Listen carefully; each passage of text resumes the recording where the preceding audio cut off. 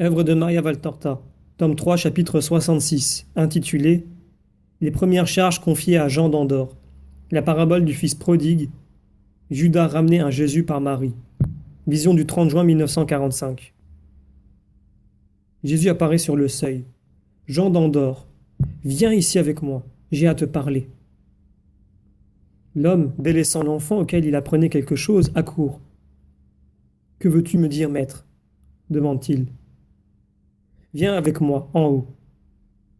Il monte sur la terrasse, et s'asseyant du côté le plus abrité, car bien que ce soit le matin, le soleil est déjà fort, Jésus tourne son regard vers la campagne cultivée, où de jour en jour le grain prend une teinte dorée et où les fruits grossissent sur les arbres. Il paraît vouloir suivre par la pensée cette transformation végétale. Écoute Jean, je crois qu'Isaac va venir aujourd'hui pour m'amener les paysans de Yocanan avant leur départ. J'ai demandé à Lazare de prêter un char à Isaac pour leur permettre de rentrer plus vite chez eux. Il ne faut pas qu'ils craignent un retard qui pourrait leur valoir un châtiment. Et Lazare le prête, car Lazare fait tout ce que je lui dis. Mais j'attends autre chose de toi. J'ai ici une somme qui m'a été donnée pour les pauvres du Seigneur. Généralement, c'est l'un de mes apôtres qui est chargé de tenir les comptes et de donner les oboles. C'est Judas de Kériot, d'habitude. Les autres parfois. Or, Judas est absent et je ne veux pas que les autres sachent ce que je veux faire. Même Judas, cette fois, ne l'aurait pas su. C'est toi qui t'en chargeras, en mon nom. Moi, Seigneur? Moi? Je n'en suis pas digne. Tu dois t'habituer à travailler en mon nom. N'est-ce pas pour cela que tu es venu? Oui, mais je pensais devoir travailler à reconstruire ma pauvre âme. Et moi, je t'en fournis les moyens. En quoi as-tu péché? Contre la miséricorde et l'amour. C'est par la haine que tu as démoli ton âme. C'est par l'amour et la miséricorde que tu la reconstruiras. Je t'en procure les matériaux. Je te destinerai particulièrement aux œuvres de miséricorde et d'amour.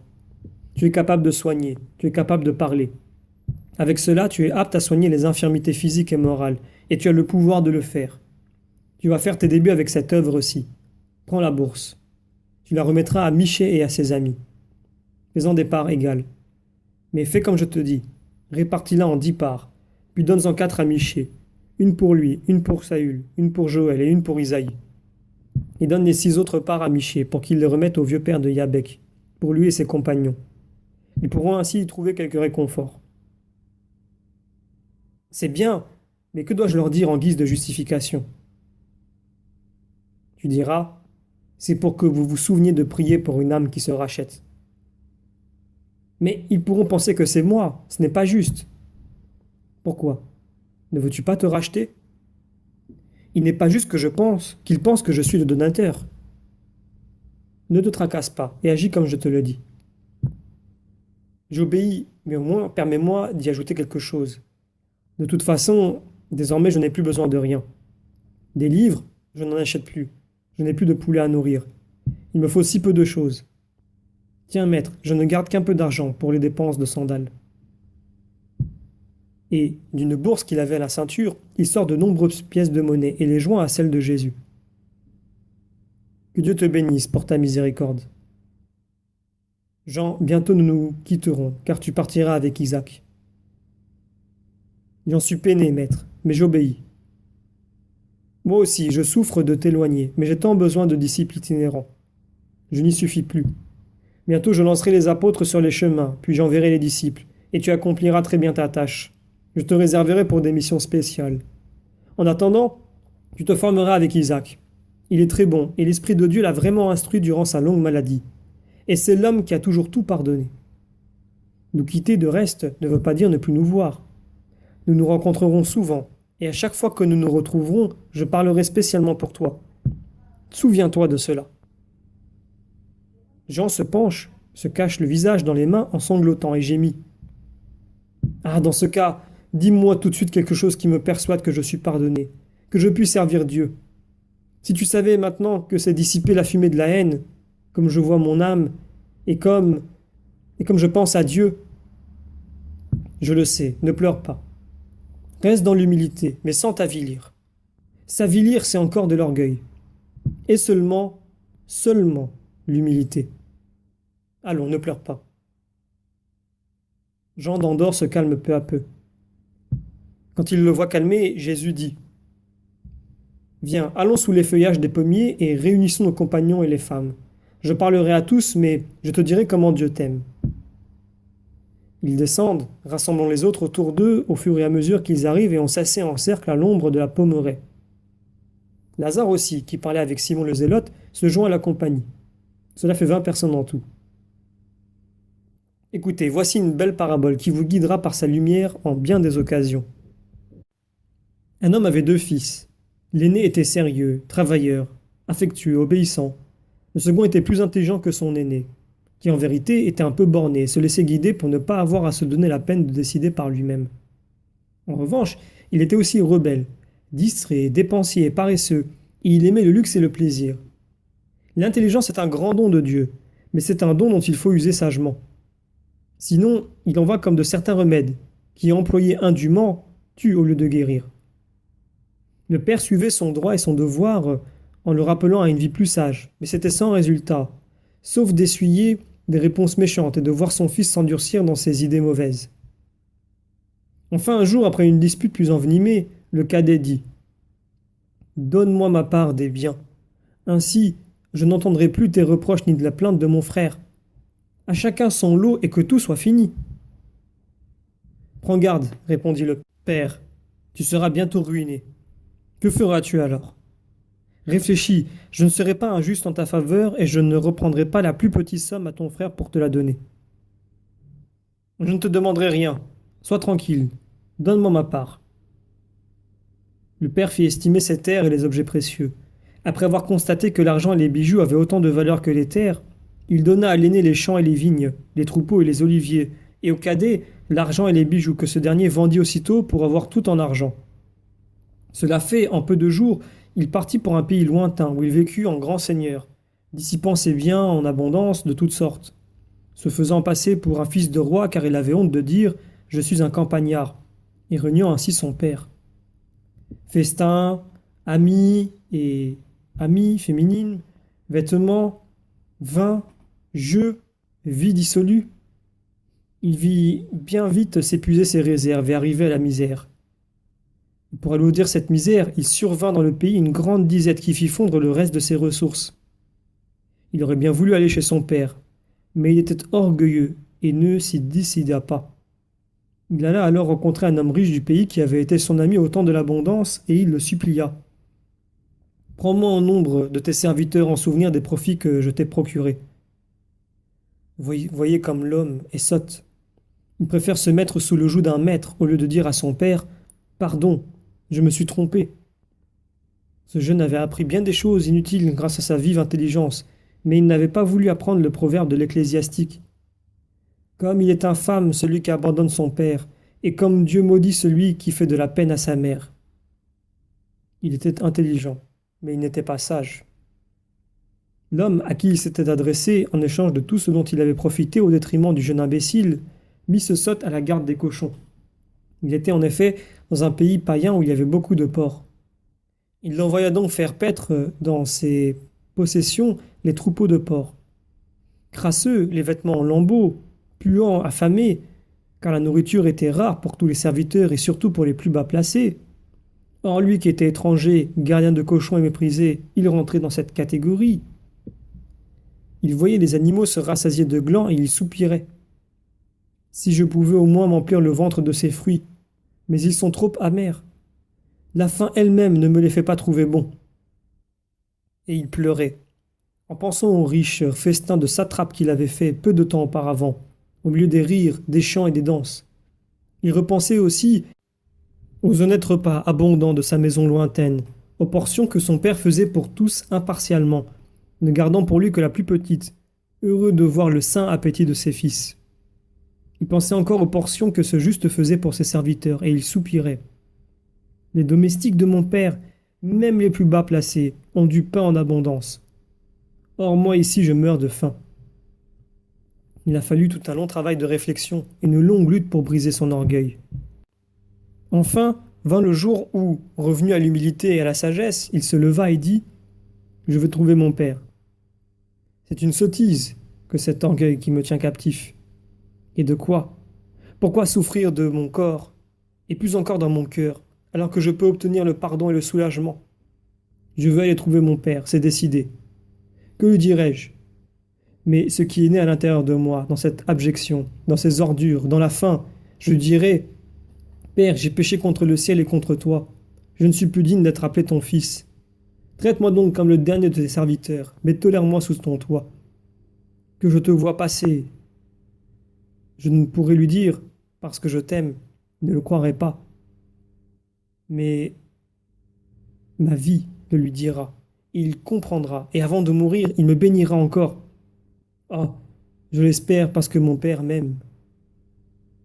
Revenu le soir au village, il prit congé de son maître, et mendiant le long du chemin, il revint à sa maison. Et revoilà les champs paternels, et la maison, et son père qui dirigeait les travaux, vieilli, amaigri par la souffrance, mais toujours aussi bon. À la vue de cette ruine dont il était la cause, le coupable s'arrêta, tout intimidé. Mais le père, tournant les yeux, l'aperçut et courut à sa rencontre, car il était encore loin. Dès qu'il l'eut rejoint, il jeta les bras autour du cou et l'embrassa. Le père était le seul à avoir reconnu son fils dans ce mendiant humilié, et lui seul avait eu pour lui un mouvement d'amour. Le fils, serré entre ses bras, la tête sur les épaules de son père, murmura au milieu de ses sanglots. Père, permets-moi de me jeter à tes pieds. Non, mon fils, pas à mes pieds.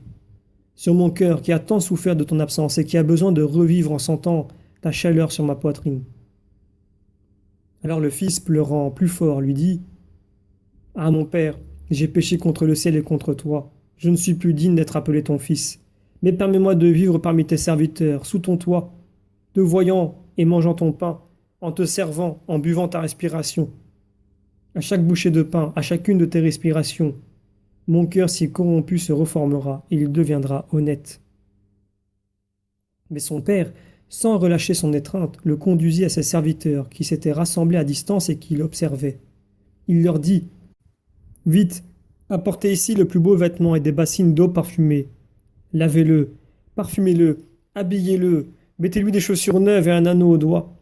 Puis prenez un veau gras et tuez-le, et qu'on prépare un banquet. Car mon fils était mort et le voilà ressuscité. Il était perdu et le voilà retrouvé. Je veux que lui aussi retrouve son amour simple de petit enfant. Il faut que je lui donne mon amour et que la maison soit en fête pour son retour.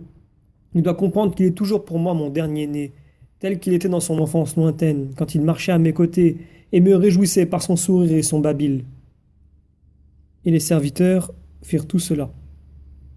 Le fils aîné était au champ et il ne sut rien jusqu'à son retour. Le soir, en revenant à la maison, il la vit tout illuminée et il entendit provenir de l'intérieur le son des instruments et le bruit des danses. Il appela un serviteur qui courait, tout affairé, et lui demanda « Qu'est-ce qui se passe ?»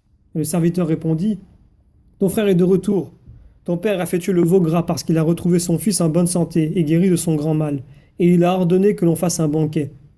On n'attend que toi pour commencer. » Mais l'aîné, en colère parce qu'il lui paraissait injuste de tant fêter son cadet, qui, outre qu'il était le plus jeune, avait été mauvais, ne voulut pas entrer, et était même sur le point de s'éloigner de la maison.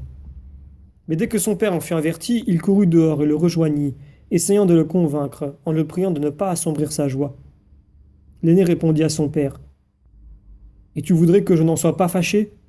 Tu te montres injuste et méprisant à l'égard de ton aîné. Moi, dès que j'ai pu travailler, je t'ai servi, et cela fait bien des années. Je n'ai jamais transgressé tes ordres, ni même négligé tes désirs. Je suis toujours resté près de toi, et j'ai tant aimé pour guérir la blessure que mon frère t'avait faite. Et tu ne m'as même pas donné un chevreau pour faire la fête avec des amis. Mais lui qui t'a offensé, qui t'a abandonné, qui a été paresseux et dissipateur, et qui revient poussé par la faim, tu l'honores, et pour lui tu as tué le veau le plus beau. Cela vaut bien la peine d'être travailleur et sans vice. Tu ne devais pas me faire cela. » Le père lui dit alors, en le serrant contre son cœur, « Ah mon fils, comment peux-tu croire que je ne t'aime pas sous prétexte que je n'étends pas un voile de fait sur tes actions? Tes actions sont saintes par elles-mêmes et le monde t'en loue. Mais ton frère, au contraire, a besoin d'être relevé dans l'estime du monde et dans sa propre estime. Et tu crois que je ne t'aime pas parce que je ne te donne pas une récompense visible? Mais, matin et soir, à chacune de mes respirations et de mes pensées, tu es présent à mon cœur, et à tout instant je te bénis. Tu as la récompense continuelle d'être toujours avec moi, et tout ce qui est à moi est à toi. Mais il était juste de faire un banquet et de festoyer pour ton frère qui était mort et qui a ressuscité au bien. qui était perdu et qui est revenu à notre amour. Alors l'aîné se rendit à ses raisons.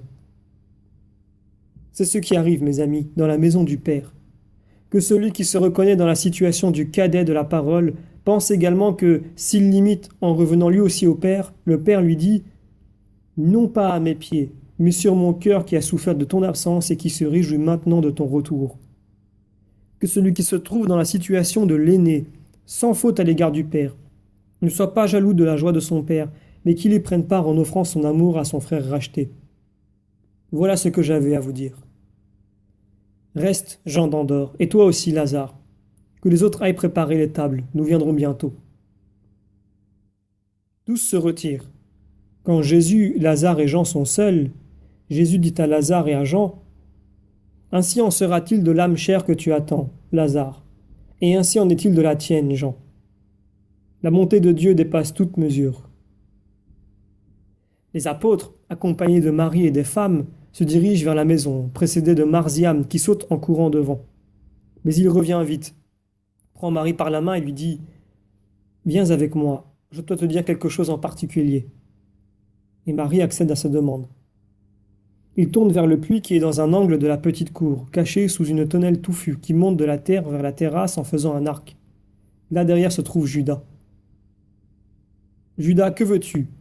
« Va-t'en, Marziam. »« Parle, que veux-tu » ? ?»« Je suis en faute. Je n'ose aller trouver le maître, ni affronter mes compagnons. Aide-moi. »« Je t'aiderai. Mais ne penses-tu pas à la douleur que tu causes ? Mon fils a pleuré à cause de toi, et tes compagnons en ont souffert. Mais viens, personne ne te dira rien, et si tu le peux, ne retombe plus dans ses fautes. C'est indigne d'un homme et sacrilège à l'égard du Verbe de Dieu. Et toi, mère, tu me pardonnes ? Moi ? Moi, je ne compte pas auprès de toi qui t'estime si grand. Je suis la plus petite des servantes du Seigneur. Comment peux-tu te préoccuper de moi si tu n'as pas pitié de mon fils ? C'est que moi aussi j'ai une mère, et si j'ai ton pardon, il me semble avoir le sien. Elle n'est pas au courant de cette faute.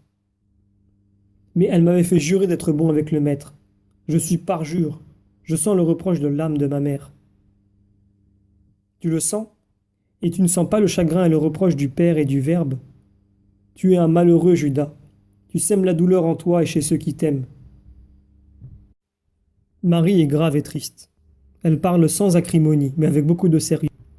Judas pleure. Ne pleure pas, mais deviens meilleur. Viens. Elle le prend par la main et entre ainsi dans la cuisine. C'est pour tous la plus vive stupeur. Mais Marie prévient toute parole peu charitable. Elle dit « Judas est revenu. Agissez de la même manière que le fils aîné après le discours du Père. Jean, va prévenir Jésus. » Jean part au pas de course. Un silence pèse dans la cuisine, puis Judas dit « Pardonnez-moi. Et toi, Simon, pour commencer. Tu as un cœur si paternel. Je suis un orphelin, moi aussi. Oui, oui, je te pardonne. Je t'en prie, n'en parle plus, nous sommes des frères. Ces hauts et ces bas de pardon imploré et de rechute ne me plaisent guère. Ils avilissent celui qui les reçoive comme celui qui les accorde. Voici Jésus, va le trouver, et cela suffit. Judas y va pendant que Pierre, ne pouvant rien faire d'autre, se met avec ardeur à casser du bois sec.